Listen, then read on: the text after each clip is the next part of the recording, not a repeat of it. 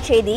கிருஷ்ணகிரியில் பாலியல் வழக்கில் சிக்கி கைதான சிவராமன் இன்று அதிகாலை சேலம் அரசு மருத்துவமனையில் சிகிச்சை பலனின்றி உயிரிழந்த நிலையில் தற்போது அவரது தந்தையான அசோக்குமார் நள்ளிரவில் குடிபோதையில் கீழே விழுந்து உயிரிழந்திருக்கிறார். அவரது தந்தை அசோக்குமார் நேற்றிரவு மரணமடைந்திருக்கிறார். இன்று காலையில் சிவராமன் உயிரிழந்திருக்கிறார். விவரங்களை செய்தியாளர் ஜெயசுராஜா வழங்கிட கேட்கலாம். ஜெயசுராஜா வணக்கம். இது பற்றிய மேலும் விவரங்கள் என்ன?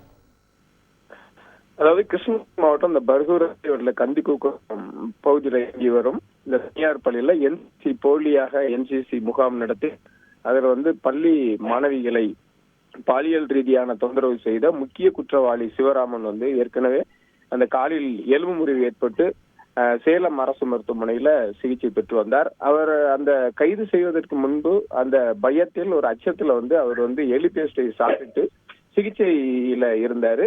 இந்த நிலையில அவர் சிகிச்சை பலனின்றி இந்த அதிகாலை அவர் சேலம் அரசு மருத்துவமனையில இறந்திருக்காரு. அதே நேரத்துல அவரது தந்தை இந்த மன உளைச்சல்ல இருந்த அவருடைய தந்தை காவேரி பட்டினம் நடேசா திருமண மண்டபம் அருகே குடிபோதையில அவருக்கு சென்று கொண்டிருந்த போது அவர் கீழே விழுந்ததுல தலையில பலத்த காயம் ஏற்பட்டு அவர் சம்பவ இடத்துல உயிரிழந்திருக்காரு.